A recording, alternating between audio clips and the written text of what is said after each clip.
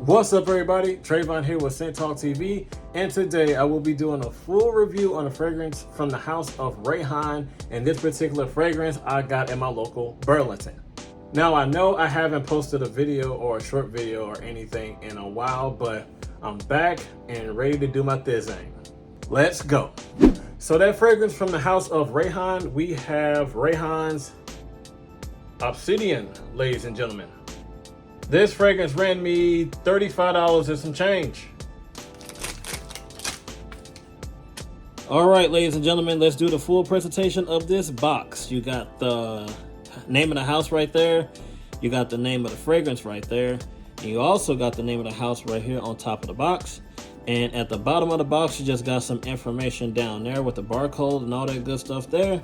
On the side of the box here, you just have nothing actually. But on the other side, you have some foreign language, like a print right here, like a font right here, a foreign language right there on the side of this box. And on the back, there's nothing. And actually, this box has a sleeve. So right there, as stated before, the name of the house and the name of the fragrance right there. And at the back of the box, at the flap where you open it up at, is the name of the house right here. Okay, here is the bottle. Got the name of the house right there. You got the name of the house on top of the cap right here. You know, this is a gorgeous looking bottle, of course. Nothing on the side, nothing on the back, nothing going on at the bottom of the bottle right here. And it's a snug fit of the cap. Take the cap off. There is nothing on the inside of the cap. The atomizer is good, you know, as far as like, you know, leakage or anything like that, but there's no leakage at the atomizer at all. Let's check out the pressure on the atomizer. Very good. Okay, ladies and gentlemen, what do I get out of this fragrance? This fragrance, to me, on my skin, opens up with a silky, floral, powdery citrus that is bright and uplifted, as well as dense when it comes to that candy-like citrus in the top. But it has a strong familiarity to Jean Paul Gaultier's, JPG's Ultramall. At least in the opening, that's why I get the familiarity of, you know, that fragrance. But as it starts to dry down, it starts to become a little bit more familiar to a fragrance from the house of Dior, which is Dior Homme Intense. If two of those designer fragrances had a baby, you get this. All right, ladies and gentlemen, let's go ahead and dive into these notes. We have in the top, iris, citrus. Mid notes is leather. As well in the base, you have sandalwood, cedar, amberette, and oud. So yes, as stated before, this opens up, you know, creamy, powdery, with a masculine floral with that, you know, the iris. Then the citruses makes it a little bit more bright, citrusy, and a little bit dense, like a candy-like sweetness from that citrus, giving it like a cream pie, like a lemon meringue pie type of a smell in the opening when it comes to that creaminess and that citruses that you get in the opening. That floral and that powdery aspect coming from that iris gives a strong familiarity to Dior Homme Intense, but it's not exactly the same as Dior Homme Intense. It goes into a whole different league of its own. You know, once you get into like the mid notes, you get that leather, make it a little bit more masculine and leathery.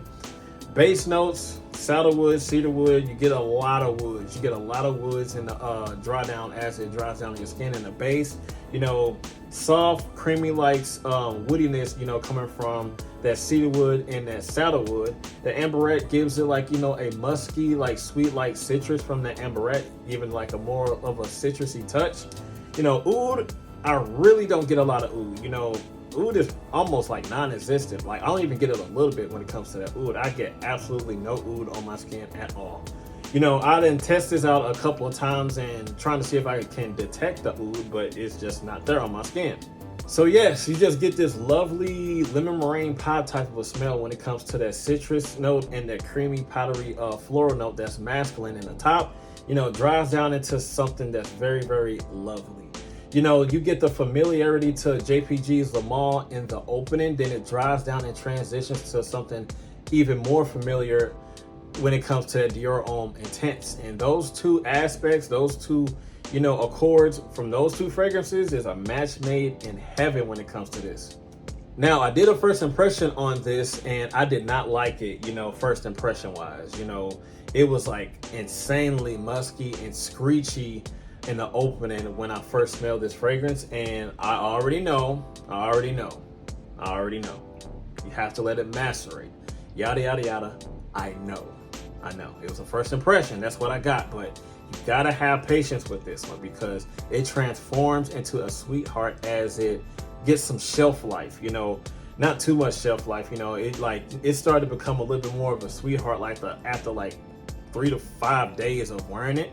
You know, it really starts to show its true potential that it has. And it really starts to live up to the hype that everybody has been saying about this fragrance. But in the opening, like when you first take out the boxes, couldn't get jiggy with it. But let this boy sit for a couple of days and it'll start to resonate with you. Hopefully. All right, the performance, the important part. The performance was really not that bad at all. A good solid 6 to 7 hours plus. It became a skin scent after like the 3rd or 4th hour mark, still doing a steady push of projection, not like hellaciously, not beastly, but it's still doing this thing on your skin averagely in terms of the projection.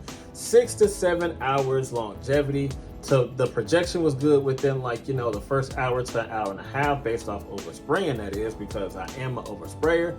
Set close to the skin after like the 3rd or 4th hour mark. Total longevity, 6 to 7 hours plus out of this thing. I can admit I underestimated it and it surprised me. So yeah, no issues with the performance out of this one, at least on me.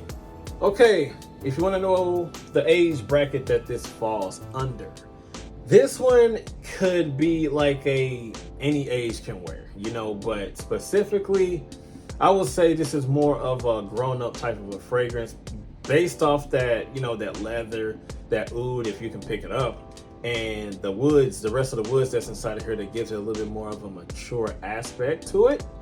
But it does open up playful, you know, for the younger gentleman can wear and pull off, but the dry down becomes a little bit more mature on the mature side. So I would say any age group can pull this, but you know, specifically middle age on up.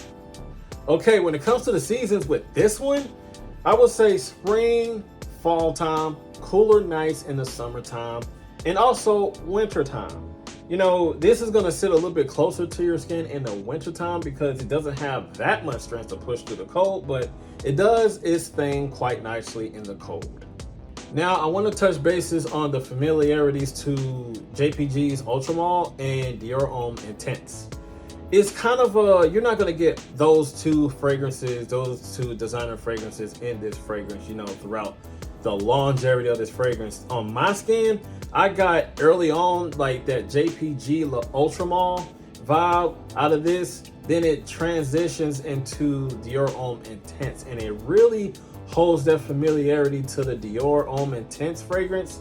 Once that I will say that iris starts to come in, because the main star player of this fragrance on my skin at least is that iris. The iris is dominant, is the dominant factor in this fragrance.